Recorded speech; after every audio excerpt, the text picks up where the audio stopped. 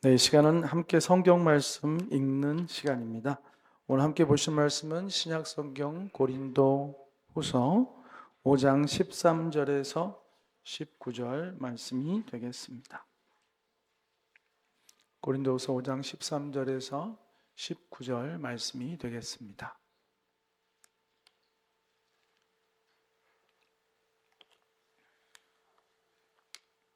네, 찾으셨으면 이제 우리 함께 합독해서 읽도록 하겠습니다. 고린도후서 5장 13절에서 19절입니다. 같이 읽겠습니다. 우리가 만일 미쳤어도 하나님을 위한 것이요 정신이 온전하여도 너희를 위한 것이니 그리스도의 사랑이 우리를 강권하신도다. 우리가 생각한 건대 한 사람이 모든 사람을 대신하여 죽었은즉 모든 사람이 죽은 것이라. 그가 모든 사람을 대신하여 죽으심은 살아있는 자들로 하여금 다시는 그들 자신을 위하여 살지 않고 오직 그들을 대신하여 죽었다가 다시 살아나신 이를 위하여 살게 하려 함이라. 그러므로 우리가 이제부터는 어떤 사람도 육신을 따라 알지 아니하노라. 비록 우리가 그리스도도 육신을 따라 알았으나 이제부터는 그같이 알지 아니하노라. 그런즉 누구든지 그리스도 안에 있으면 새로운 피조물이라. 이전 것은 지나갔으니 보라 새 것이 되었도다. 모든 것이 하나님께로서 났으며 그가 그리스도로 말미암아 우리를 자기와 화목하게 하시고 또 우리에게 화목하게 하는 직분을 주셨으니 곧 하나님께서 그리스도 안에 계시사 세상을 자기와 화목하게 하시며 그들의 죄를 그들에게 돌리지 아니하시고 화목하게 하는 말씀을 우리에게 부탁하셨느니라. 아멘. 할렐루야. 네, 오늘은 새로운 피조물이라는 제목으로 함께 말씀을 나누고자 합니다. 옆에 사람에게 한번 물어보십시다. 우리 집사님은 새로운 피조물이신가요? 이렇게 한번 여쭤보십시오. 우리 대답도 한번 들어보세요. 네, 보니까 몇몇 분이 대답을 못 하시네요. 이렇게 생각을 많이 하시는 것 같아요. 내가 새로운 피조물 됐는가? 새로운 피조물이 꼭 되셔야죠. 아니, 돼 있으셔야죠. 뿐만 아니라 새로운 피조물의 그 영광과 부유함과 풍성한 은혜를 오늘도 맛보고 계시기를 축복합니다. 네. 새로운 피조물은 엄청난 겁니다. 우리 요즘 표현을 하면은 새로운 피조물이 되었다는 것은 대박 사건입니다. 너무 흔하게 들어서 이게 가치를 모를지 모르겠지만 이걸 그 깊은 것을 깨닫고 나면은 엄청난 사건이고 우리 인생의 인생 최대의 사건이라고 할 수가 있습니다. 우리 한번 할렐루야. 우리 한번 이 뜻깊은 일을 우리 한번 선언해 봤으면 좋겠어요. 옆 사람 바라보면서 아마 10중 8구 주님을 영접한 사람이기에 새로운 피조물일 텐데 우리 여기 성경에 보면 이런 말씀이 나오잖아요. 누구든지 그리스도 안에 있으면 새로운 피조물이라. 이전 것은 지나갔으니 보라 새 것이 되었도다예요. 이걸 대화처럼 한번 바꿔서 옆 사람 한번 해보겠습니다. 집사님, 누구든지 그리스도 안에 있으면 새로운 피조물이에요.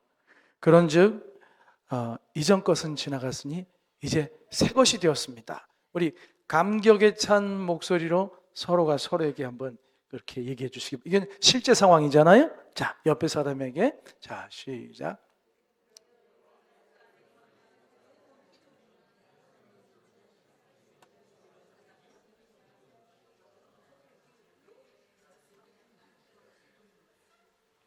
할렐루야. 잘 안 되나요? 그러면 이제 상대방에게 하는 축복형으로 바뀌어 보겠습니다. 축복에서는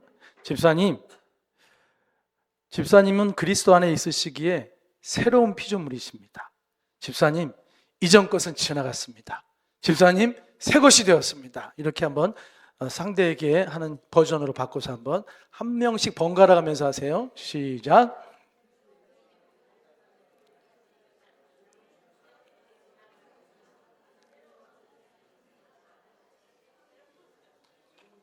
네. 아멘. 여러분 웃으면서 하셨지만 정말 웃으실 만한 행복한 선언입니다. 이건 엄청난 특권이고 사실 더 깊이 알면 알수록 얼마나 행복하게 하는 그런 선언인지 여러분을 더 온전케 부유하게 만드는 하나님의 단정적인 선언입니다. 그리스도 안에 있기에 나는 새로운 피조물이에요. 이전 것은 지나갔어요. 완전히 새 것이 됐다는 거죠. 새로운 피조물이 됐다는 것은 내 삶 전반적으로 영향을 미칩니다. 새로운 피조물이 됐다는 것은 어느 한 영역만 새롭게 된 게 아니라 내 삶의 과거와 현재와 미래까지도 완전히 송두리째 바꾸는 사건이에요. 믿어지십니까? 새로운 피조물이 되지 못한 인생들도 많이 있죠. 그런 분들에게는 과거가 흉기가 되어서 자신을 계속 위협하지요. 과거가 독소가 되어서 자신을 깊은 중독의 늪으로 빠뜨리죠. 미래가 두려움이 돼서 자신을 옥죄죠. 현실이 피하고 싶은 어두운 터널과 같아서 매일매일 암흑 속에서 살아가기도 합니다. 새로운 피조물이 된다는 것은 엄청난 축복인 것입니다. 여러분은 구원 받으셨죠? 네. 구원 받으신 분만 오른손 들고 아멘. 다시 한번 좀 높이 좀 들어봐요. 혹시 안 된 분들은 따로 이렇게 상담을 좀 해야 되거든요. 자, 오른손 높이 들고 나는 구원 받았어요. 아멘. 네, 아멘. 이순웅 목사님이 손을 안 들어서 제가 아주 당황스럽습니다. 나중에 목사님 상담해야 돼요. 네. 자, 우리 목사님과 함께 손을 못 드신 분도 있을 텐데 쑥스러워서 못 든 분도 계실 것이고 부디 마음으로부터 손을 드실 수 있는 분들이 되기를 주의 이름으로 축복합니다. 여러분 구원 받았다는 것은 이제 죄인에게 천국으로 들어갈 수 있는 이제 자격, 천국 티켓이 생겼다 이렇게 볼 수도 있겠죠. 그래서 우리 어렸을 때 찬양이 나는 구원 열차 타고 하늘나라 가지요. 이렇게 하잖아요. 그리고 돈으로도 못 가요. 벼슬로도 못 가요. 그렇게 하잖아요. 그죠? 오직 예수로만 간다는 그런 얘기를 하지 않습니까? 그래서 마치 구원받는다는 것은 이렇게 천국에 갈 수 있는 자격을 드디어 얻게 된 것으로 우리가 고백할 수가 있지요. 그런데 구원받는 것은 천국에 들어가는 자격을 얻게 되는 것에 그저 머물러 있지 않습니다. 우리가 구원받았다는 것은 너무나 감사하게도 우리가 천국의 백성이 되는 천국의 시민권을 취득하게 됐다는 거예요. 우리의 공로가 아니라 예수의 공로로 우린 그저 믿음으로 이 천국의 시민권의 그 시민권을 갖게 됐어요. 이제 우린 천국에 갈 수 있어요. 이제 우리 이 시간이 이 인생에서의 삶이 끝나고 나면 천국에 갈 거예요. 너무너무 행복한 미래죠. 그러나 이 구원이라는 것, 구원받다는 것은 이러한 사실이 확정됐다는 것에 머물러 있게 하지 않는다는 것입니다. 더 나가게 하는 거예요. 그것은 우리가 구원받으니 우리가 앞으로 어디를 갈 것인가를, 어디서 앞으로 영원히 살게 될 것인가를 결정하는 것뿐만 아니라 우리의 존재 자체가 바뀌었다는 걸 의미해요. 이렇게 예수님 알기 전의 모습으로 이렇게 살다가 천국으로 옮겨가는 게 아니라 예수를 믿고 구원받는 것 자체는 나라는 존재 자체가 완전히 다르게 됐다는 거예요. 그래서 이 구원이라는 것은 상상도 못할 내 인생의 가장 최대의 사건이라고 할 수가 있어요. 내 인생에 지각 변동이 일어난 것이다. 지각 변동이 일어난 것이다.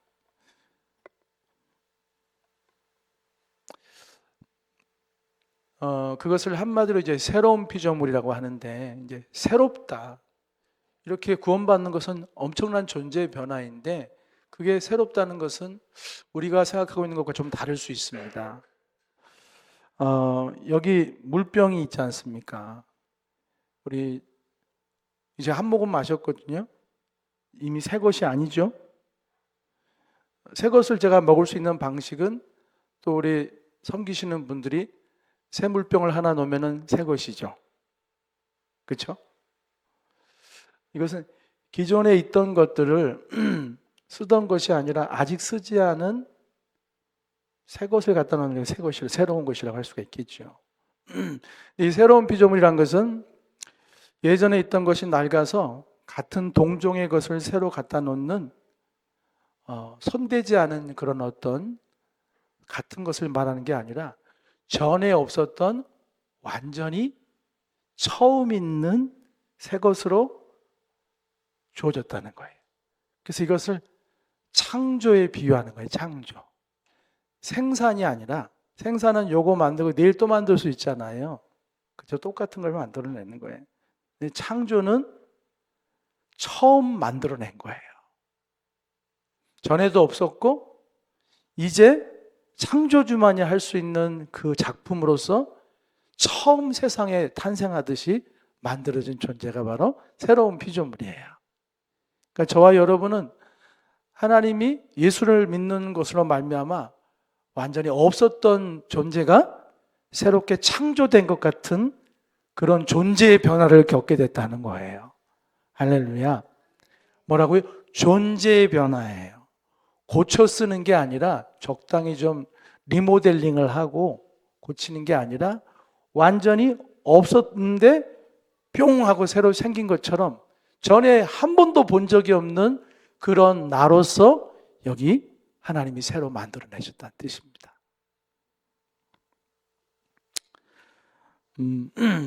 그래서 이것이 굉장히 중요한 것은 우리 여기서 함께 예배드리고 있는 많은 분들이 사실은 나름대로의 삶 속에서 지나온 과거 속에서 아픔과 상처와 사건들을 겪으면서 인생이 깨지고 또 왜곡되고 병들어 있고 또 지금까지도 신음하고 있을 수도 있습니다. 한 번의 깊은 상처가 평생을 한 사람을 따라다니며 괴롭힙니다. 한 번의 깊은 상처가 삶을 더 이상 지속할 수 없을 만큼 힘들게 해서 삶을 끝내게도 만듭니다. 반복되는 상처와 반복되는 실패와 아픔이 한 사람을 무기력하게 만들고 더 이상 아무것도 할 수 없을 만큼 무너지게 만들 수도 있습니다. 사람은 강해 보이지만 한없이 약해질 수 있습니다. 우리는 누군가에게 상처를 받기도 하지만 누군가에게 좀처럼 회복되기 어려운 심각한 상처를 줄 수도 있습니다.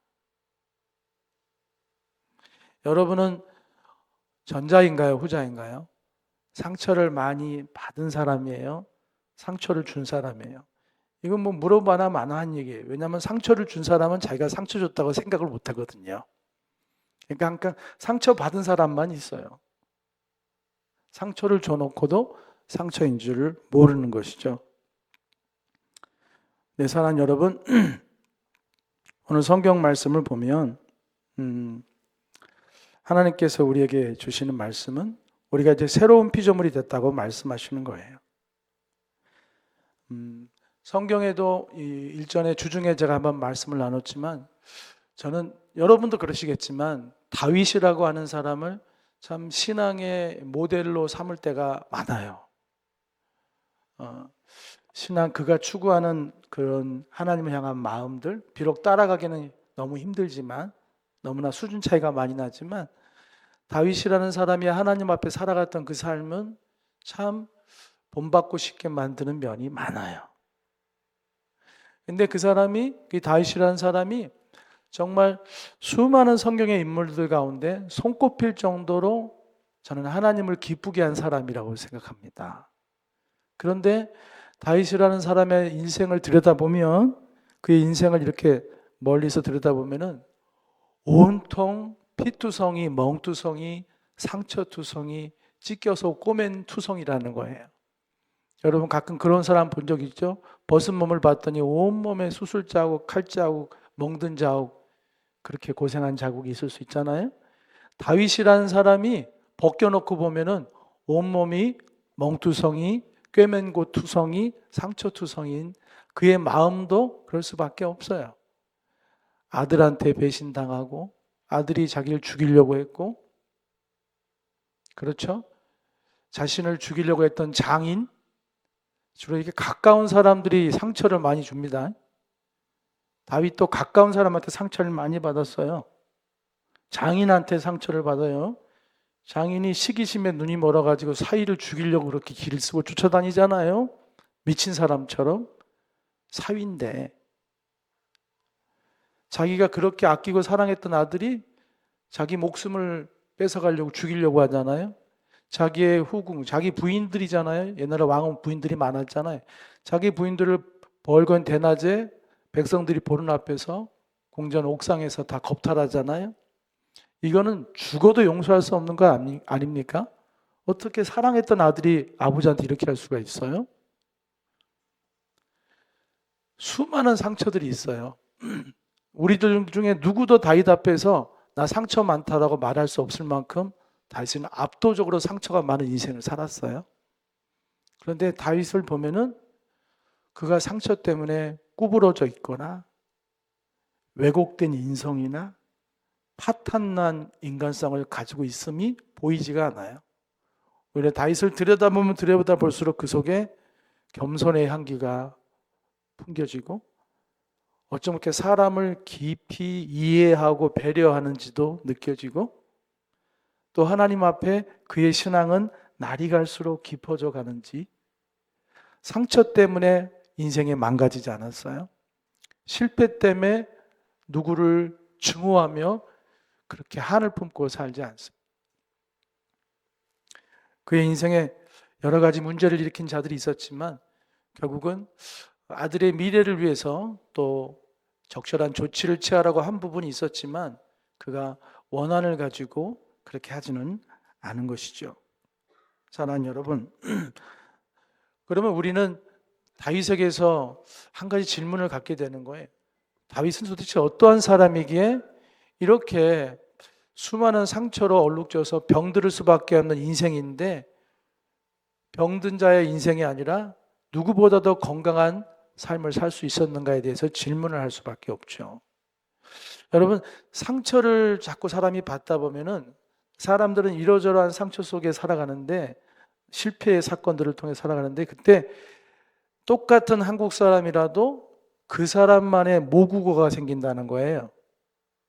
그 사람만의 모국어가 생겨요. 여러분 혹시 저기 방글라데시 사람하고 의사소통 되나요? 중국 사람하고는 의사소통이 됩니까? 대부분 안 되죠. 러시아 사람하고는 좀 됩니까? 수요일 날 공부하신 분들 빼고. 그래서 지금 다 까먹었잖아요. 네. 도대체가 의사소통이 안 되잖아요. 왜냐하면은 모국어가 틀려서 그래요. 그러니까 부모, 남편과 아내 사이에도 상처가 생기기 시작하고 아픔이 생기기 시작하면 그때 모국어가 생깁니다. 자기만의 생각과 자기만의 감정과 자기만의 판단에 의한 말들이 나와요. 근데 문제는 그게 그 사람만의 모국어이기 때문에 같은 한국 사람인데도 남편이 이해를 못하는 거예요. 그래서 얘기를 하면 더 화가 나요. 더 싸우게 되는 거죠. 대화하는 것은 서로 화목하려고 대화하는 거잖아요. 근데 다 자기 말 한국말로 하고 있는데 자기의 모국어로 말하는 거예요. 상처받은 나, 너는 나의 가해자, 나는 피해자, 너는 이해할 수 없는 인간, 너는 나를 힘들게 하는 인간. 그러니 다 자기 말로만 얘기를 하는 거예요. 원래 언어라는 게 서로가 소통하기 위해 하는 거잖아요. 근데 소통이 되지 않는 거예요. 여러분, 사람이 이렇게 상처와 아픔을 겪다 보면은 우리들 안에는 관계를 설정하게 된다고 그래요. 관계의 설정이 일어나요. 관계를 설정하게 되면은 나는 피해자, 너는 가해자. 너는 내 인생을 불행하게 만든 사람, 나는 너 만나서 불행한 인생을 사는 억울한 인생. 너는 내가 사랑할 수 없는 사람. 너는 나를 불행하게 하는 사람. 이게 관계를 설정한단 말이에요. 우리 옛날 어르신들 백년 원수라고 이렇게 관계를 설정하기도 하죠. 근데 이제 관계 설정은 거기서 끝나지 않고요. 관계의 법을 선언한다고 합니다. 관계를 설정하고 나면 그 설정된 관계 가면 거기서 그 관계를 지배하는 법이 선언이 돼요. 그게 뭐냐면 나는 절대 네 말을 듣지 않을 거야. 나는 절대 너를 용서하지 않을 거야. 나는 절대 너를 사랑하지 않을 거야. 나는 네 뜻대로 하지 않을 거야. 라고는 관계의 법을 만들죠. 그 다음에 관계의 법을 선언하고 난 다음에는 관계의 집행을 한다고 합니다. 그 관계에 따라서 집행하는 거예요. 그렇게 행동하는 거예요. 내가 규정한 관계와 내가 선언한 법에 의해서 그 사람에게 가차없이 집행하는 거죠. 무시하기도 하고, 외면하기도 하고, 증오하기도 하고, 거절하기도 하고, 한치의 양보도 하지 않죠. 나는 내가 설정한 관계에 따라, 내가 선언한 관계의 법을 따라 관계를 집행하는 거예요. 인생이 얼마나 비참해지겠습니까? 그렇죠? 힘들어지는 거예요. 나는 너에게 다가가지 않을 거야. 나는 너랑 얘기하지 않을 거야. 불편해. 우리는 불편한 사이야. 이렇게 관계를 규정하고 그리고 선언하고 집행하는 거예요. 이게 자연인이 할 수 있는 일입니다. 새로운 피조물이 되기 전에 누구나 이렇게 이 늪에 빠질 수 있어요. 이렇게 설교하고 있는 저조차도 얼마든지 이 늪에서 이 악순환에 빠질 수 있다는 것이죠. 이건 부모와 자녀 간에도 마찬가지예요. 우리 가슴 아프게 하는 부분인데 왜 나한테 이렇게 해서 나를 이렇게 힘들게 해요? 자식이 부모에게 할 수 있잖아요. 우리 부모는 나한테 아무 도움이 안 되는 사람. 우리 부모는 나를 귀찮게 하고 힘들게 하는 사람. 관계를 정해버릴 수 있어요. 그리고 선언하죠. 내가 어른이 될 때까지만 참아준다.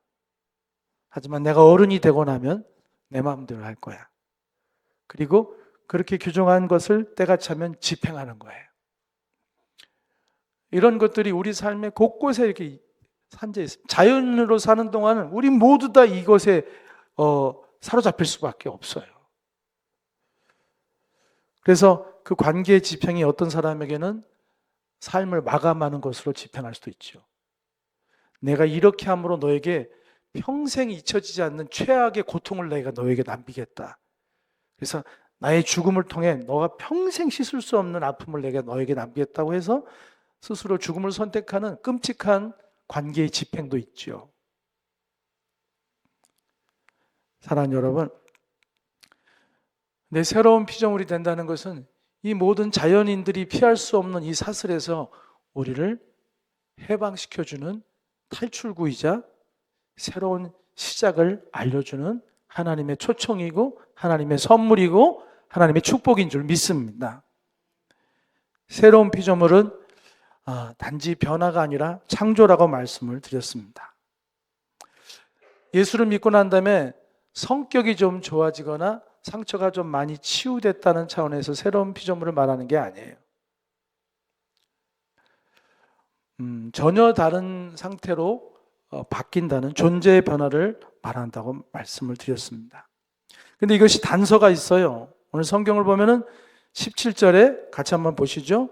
누구든지 그리스도 안에 있으면 새로운 피조물이라고 말하는 것입니다. 조건이 하나예요. 그리스도 안에 있으면. 그러니까 이런 놀라운 변화, 존재의 변화라는 게 성격 개선을 위한 노력이나 또 상담 치유를 통해서 이루어지는 사건이 아니라는 거죠. 네? 좋은 상담사를 만나서 정신과 의사를 만나서 치유를 받고 치료법을 통해서 이게 상처가 좀 많이 치유되고 하는 이런 상황을 말하는 게 아니라는 거예요. 또는 이를 악물고 노력하면서 내가 잘해야지, 이걸 극복해야지 하고 노력한다고 되는 것도 아니에요. 오직 성경은 뭐라고 하냐면 누구든지 어떠한 상처, 어떠한 문제, 어떠한 고통 가운데 있는 사람이라 할지라도 그리스도 안에 있으면 그의 과거가 어떻든지 간에 그가 무슨 일을 겪었든지 간에 그 사람이 그리스도 안에만 있다면, 할렐루야, 그리스도 안에 있다면 그 사람은 새로운 피조물이라고 주님이 말씀하시는 거예요. 그래서 이것은 단지 치유와 회복만을 얘기하거나 개선이 되고 나아지는 것을 의미 아니라, 그런 차원의 변화가 아니라 사실은 위치의 변화예요. 치유라는 변화, 개선이라는 변화, 나아짐이라는 변화를 얘기하는 게 아니라 위치의 변화라고요. 전에는 그리스도 바깥에 있던 인생이 그리스도 아니라고 하는 인생으로 들어왔음을 말하는 거예요. 새로운 피조물이라는 건 사실 뭔가 노력해서 새로운 결과물이 생겼다는 게 아니라 당신은 이제 위치가 달라진 사람이라는 얘기예요. 할렐루야. 상처 많은 이여, 아픔 많은 이여, 슬픔 많은 이여, 예수 믿는다는 것은 그 모든 것에서 당신이 완벽하게 그것을 다 삭제된 그런 사람인 게 아니라 당신은 그리스도 안으로 옮겨진 사람이라는 것이죠. 그런 의미에서 새로운 피조물이라는 것입니다. 그래서 우리는 이 새로운 피조물이 됨을 통하여서 이제 감정을 잘 다스리는 사람이란 이런 차원이 아니라 그리스도 안에 들어간 존재로서의 삶을 살아가는 것이죠. 여기 보면은 이전 것은 지나갔으니 보라 새 것이 되었도다, 이런 말씀이 나옵니다. 지나갔다는 것은 이제 완전히 사라졌다는 뜻이 아니라 여전히 우리가 그리스도 안에서 새로운 피조물이 됐지만, 여러분 지나간 아픔의 상처가 기억이 안 나나요? 여전히 기억나죠. 그 사람 보면은 새록새록 기억이 나죠. 그죠? 자라 보고 놀란 것은 소뚜껑 보고 놀란다고 비슷한 상황만 돼도 트라우마처럼 밀려오기도 하지 않습니까? 그런데 오늘 말씀 보면은 보라 이전 것은 지나갔으니 새 것이 되었다는 것은 그것이 완전히 사라졌다, 그런 차원이 아니라 그것이 나의 삶을 지배했던 지배력, 그 통제력, 그 막강한 권력이 이제는 그리스도 안에 있는 자에게서는 그것이 무너지고 사라졌다는 뜻입니다. 이 권력이 막강해서 한 사람을 얼마나 불행하게 하는지 모르는 거예요.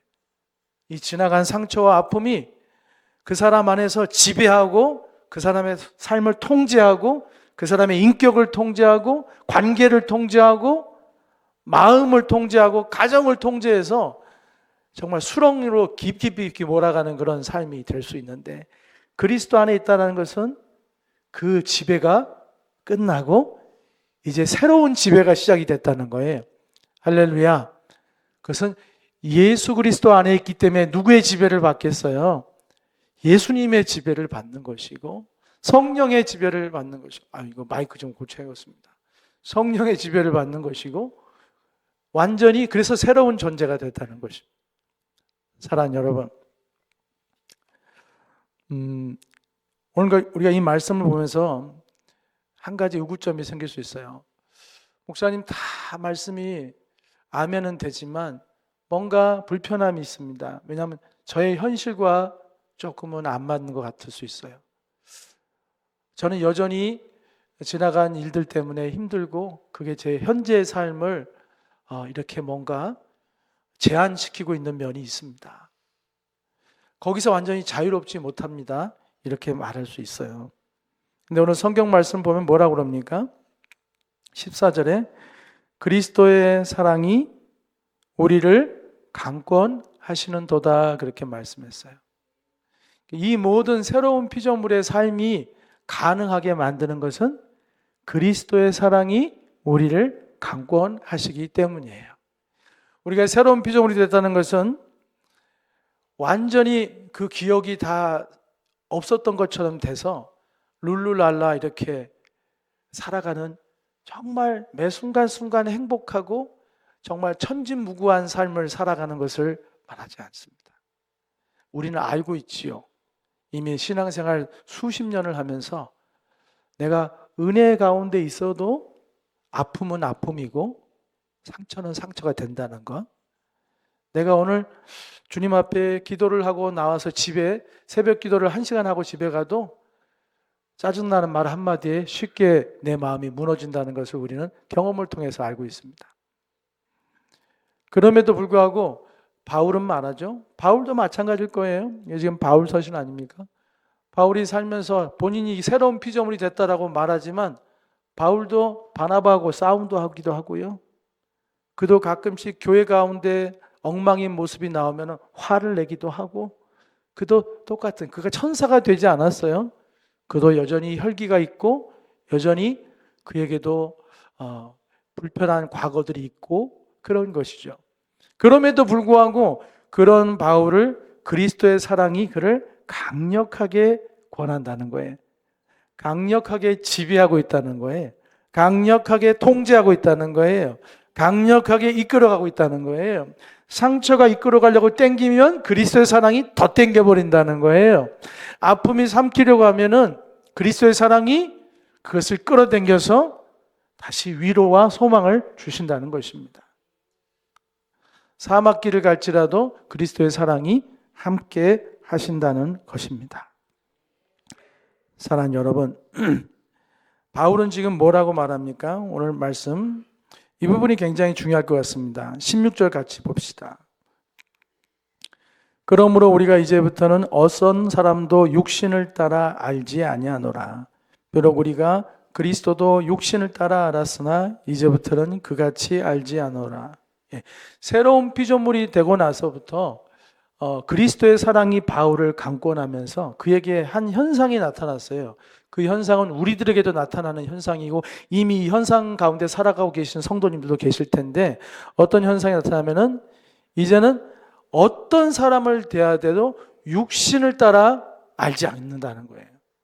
육신을 따라 안다는 것은 뭐냐면은 내가 개인적으로 경험한 것, 내가 개인적으로 받았던 상처 액면가 그대로, 그 사람이 말한 액면가 그대로, 그 사람이 나한테 저지른 액면가 그대로, 나한테 생긴 사건 그대로, 액면가 그대로 세상의 판단과 세상의 기준으로 내 육신과 나의 욕망의 기준에 따라서 판단하고 결정하지 않는다는 것입니다.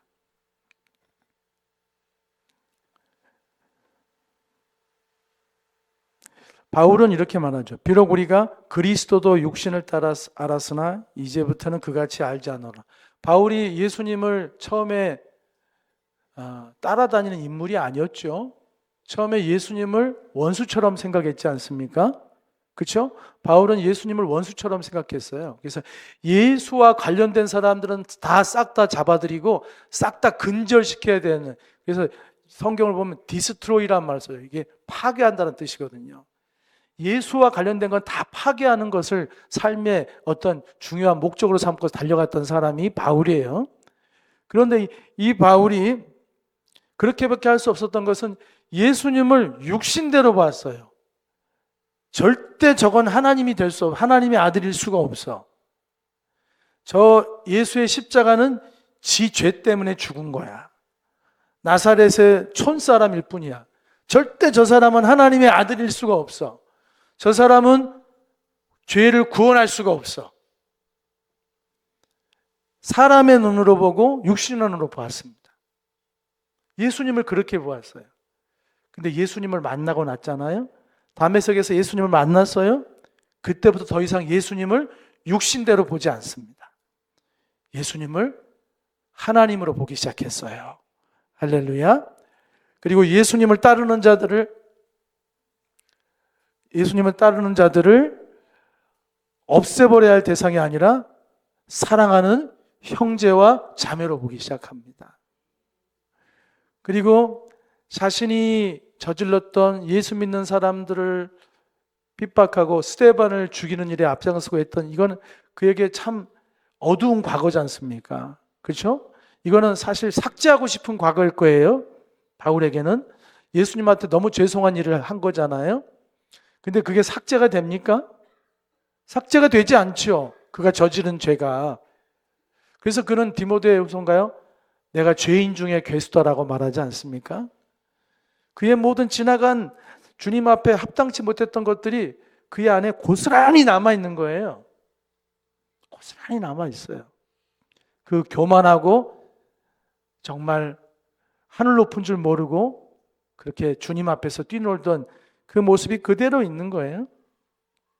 근데 여러분, 근데 그것이 삭제되지 않았지만 그러나 그것이 결국엔 주님 앞에 끝까지 예수님만을 사랑하고 예수님만을 자랑하고 예수님 앞에 충성을 다하게 만드는 것으로 결국 바뀌죠.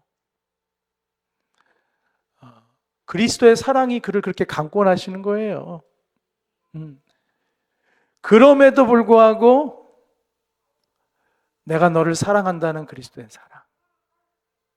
내가 너를 복중에서부터 너를 알고 있었고 내가 너를 나의 증인으로 쓸 것이다라는 거. 그렇죠? 베드로도 마찬가지입니다. 베드로도 예수님을 3번이나 부인했으니까 사실 스스로에게 실망을 많이 했을 것입니다. 남이 나에게 상처를 줄 수도 있지만 자신이 자신에게 상처를 줄 수도 있어요. 내가 망쳐버리는 것, 내가 실패한 것이 나라는 사람에게 너는 정말 쓸모없는 인생이구나. 네가 잘하는 게 뭐가 있냐. 참 어디다 널 쓰냐. 나는 안 태어나는 게 좋을 뻔했어. 이렇게 스스로가 스스로에게 상처를 줄 수도 있어요. 베드로도 예수님을 모른다고 그렇게 다른 사람은 다 예수님 버려도 나는 예수님 안 버릴 거예요. 내가 예수님 제일 사랑해요 해놓고 예수님을 3번이나 부인했으니 그에게 얼마나 큰 상처가 있었겠어요. 다시는 예수님을 따른다고 자랑스럽게 나설 수 없는 인간이 돼버리고 말았어요. 근데 예수님이 갈릴리 바닷가에 찾아오시잖아요. 그러면서 3번이나 질문하시죠. 요한의 아들 시몬아, 네가 나를 사랑하느냐? 네가 나를 사랑하느냐? 주님, 자신 있게 말도 못해요. 얼마나 죄송했는지. 주님, 내가 주님을 사랑하는 줄 주께서 아시나이다. 그냥 주님 사랑해요 하면 되잖아요. 이게 베드로답잖아요. 베드로는 이렇게 말 돌려서 하는 스타일이 아니거든요. 그냥 사랑하면 사랑한다고 하고 주님 보면 물속에 뛰어들고 막 주님 해치려고 하면 칼 들고 막 싸우고 이게 베드로잖아요. 근데 베드로답지 않게 얘기해요. 제가 주님을 사랑하는 줄 주님께서 아시나이다. 항상 이런 식이에요. 3번 다. 자신이 없는 거예요. 그런데 주님 뭐라고 그러세요? 그리스도의 사랑이 그를 강권하시는 거예요. 난 여전히 너를 사랑한다. 그리고 너와 여전히 함께하기를 원한다. 그리스도의 사랑이 배신자 베드로를 놓지 않는 거죠. 끝까지 붙드는 거죠. 내가 너를 귀히 쓰겠다. 그렇게 말씀하시는 거예요. 그리스도의 사랑이 우리를 강권하시기에 이 사랑이 이제 우리들에게도 동일하게 나타납니다. 저도 마찬가지입니다. 신앙생활을 하다 보면 이제 사람들과 관계하다 보면은 불편해지는 일이 많고 상처가 되는 일도 많고 저도 누군가에게 상처를 주겠죠. 그런데 그럴 때마다 1차적으로는 육신을 따라 판단하게 됩니다. 세상의 기준을 따라 판단하게 됩니다. 억울하다, 용서하기 싫다, 보복해야 된다, 이런 인간적인 생각이 나오죠. 그러나 내 안에 그리스도의 사랑이 나를 가만두지 않습니다. 그 생각대로 달려가지 못하도록 그리스도의 사랑이 뒤에서 나를 붙잡습니다. 나를 기도하게 만듭니다. 그리고 전에 보지 못했던 것들을 보게 만들어 주십니다. 순전히 그리스도의 사랑이 하시는 일이에요. 그 사건을 통해서 전에는 피해자로만 서 있던 내가 나에게도 문제가 있음을 보게 하시고 그 사건이 하나님이 이루시고자 하는 놀라운 스토리의 한 부분이라는 것을 말씀해 주시고 내가 가해자라고 생각했던 그 사람이 하나님의 놀라운 스토리를 만드는 일에 또 다른 출연자라는 것을 말씀해 주시죠. 사랑하는 여러분, 그렇게 우리는 그리스도 안에서 새로운 피조물이 되어서 우리의 지나간 과거와 현재와 미래를 새롭게 바라볼 수 있게 합니다. 나를 새롭게 바라보고 그를 새롭게 바라보고 그 사건을 새롭게 바라보게 하죠. 이미 다윗의 이야기를 통해서 말씀을 나눴어요. 다윗에게 시므이는 자신을 모욕한 사람이 아니에요. 시므이가 얼마나 다윗을 모욕을 합니까? 그가 아들 압살롬에게 의해서 죽음의 위협을 당하고 반역을 일으켜서 나라를 이제 압살롬이 다 차지하려고 할 때 도망가지 않습니까? 도망가는 그를 비웃고 조롱하면서 시므이가 돌을 던지고 그를 욕했지만, 저주했지만 다윗은 그것에 대해서 저놈 죽여라고 말하지 않지요. 놀라운 지점입니다. 사실 그에게는 그의 부하들이 있어서 한 칼에 죽일 수도 있었는데 다윗은 분노하지 않습니다. 그리고 이것이 자신의 죄와 관련이 있다는 것을 깨닫고, 그리고 그 시므이라는 사람이 저렇게 반응할 수밖에 없던 그 사람의 마음도 헤아리게 되고, 그리고 이 모든 것을 통하여서 하나님께서 일하고 계신다는 것을 그가 고백하고 깨닫게 되죠. 다윗은 구약의 사람이지만 이런 하나님과 동행하는 것을 통하여 새로운 피조물의 삶을 이미 살고 있는 것이죠. 근데 아이러니한 게 뭐냐면은 구약도 아니고 신약에 살고 있음에도 불구하고 이 새로운 피조물의 삶을 살지 못하고 옛사람으로 살아가는 그리스도인들이 있을 수 있다는 것이 가슴 아픈 것입니다. 아직까지도 원망하고 있고, 아직까지도 상처 속에서 혼자 신음하고 있고, 아직까지도 하나님의 뜻을 깨닫지 못하고, 아직까지도 그 사람이 하나님의 이야기에 쓰시는 하나의 도구라는 것을 보지 못하고 원수, 미움의 대상으로만 규정하고 있고 홀로 피해자인 것처럼 생각하는, 그러나 하나님의 눈으로 보면 나 또한 변화의 대상이라는 것을 깨닫게 되는 것이죠. 사랑하는 여러분, 지나간 시간들 속에 많이 힘드셨습니까? 많이 아프시고 많이 억울하셨습니까? 그거 지울 수 없을 것입니다. 그걸 어떻게 지우겠습니까? 지울 수 있기 때문에 새로운 피조물이라고 말씀하신 게 아니고, 지울 수 없지만 그대로 고스란히 남아있지만 그 기억에 지배당하여 그 기억과 안 좋은 것에 억눌리며 사는 인생은 되지 않게 하신다는 것이 하나님의 말씀입니다. 그리고 그것을 돕기 위해서 판타지처럼 갑자기 모든 기분이 좋아지고 갑자기 모든 게 다 사랑스러워 보이고 그렇게 하진 않을 거예요. 여전히 보면 부글부글 끓어오르고 여전히 보면 감정이 주체하기 어려운 부분도 있을 수 있겠지만 귀 기울여 들으십시오. 그리스도의 사랑이 여러분을 강권하실 것입니다. 그리스도의 사랑이 여러분을 인도에 가고 싶어 하실 거예요. 여러분을 이끄시면서 전에 없었던 현상이 나타날 것입니다. 그리스도의 사랑이 여러분을 강권하신다면 눈이 밝아질 거예요. 여러분이 자신이 보일 거예요. 그리고 그 사람이 보일 거예요. 그리고 그 사건이 하나님의 손길 가운데 있는 사건임이 보일 것입니다. 그럴 때 여러분은 정말로 하나님의 뜻이 이루어지는 아름다운 하나님의 사람으로 완성된 피조물로 서가게 되는 것입니다. 사랑하는 여러분, 바울이 이 서신을 썼을 때 완성형이어서 이런 서신을 쓴 건 아닐 것입니다. 그도 부족하고 못나고 아직도 갈등하고 있고 아직도 힘들었지만 분명한 것은 그의 안에서 그리스도의 사랑이 그를 놓지 않고 붙잡고 있고 그를 끌고 계속 가고 있다는 것이죠. 저도, 여러분도 그렇겠지만 저도 그렇습니다. 내일서부터 또 한 주가 시작될 텐데 제가 얼마나 실패할지 모르겠어요. 얼마나 삐끗삐끗할지 모르겠어요. 얼마나 제 감정이 요동칠지 모르겠습니다. 얼마나 성취감을 느끼지 못하고 하루를 살아갈 수 있을지 모르겠습니다. 나는 새로운 피조물인데, 근데 내가 새로운 피조물인 것은 내가 갑자기 완벽한 사람이 됐다는 게 아니라, 내가 깜짝 놀랄 변화된 인간이 된 게 아니라 내가 그리스도 안으로 위치가 이동된 사람이라는 것이죠.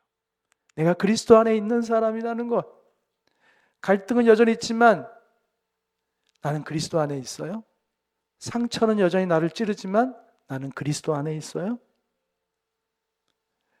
나를 힘들게 하는 그 사람이 여전히 내 앞에 버티고 있지만 나는 그리스도 안에 있어요. 아직도 내 마음은 다 받아들일 만큼 소화해내지 못하고 있지만, 그래서 때로 힘들고 화를 내기도 하지만, 그러나 한 가지 분명한 것은 내가 그리스도 안에 있기 때문에 그리스도의 사랑이 나를 꽉 붙잡고 강권하신다고 그랬어요. 나를 이끌고 가시고 승리케 하실 것이고, 그 사이 여러분은 점점 예수님을 닮아가는 하나님의 자녀의 모습을 점점 이루어가게 될 것입니다. 그것이 하나님 앞에 어떤 것보다도 영광일 거예요.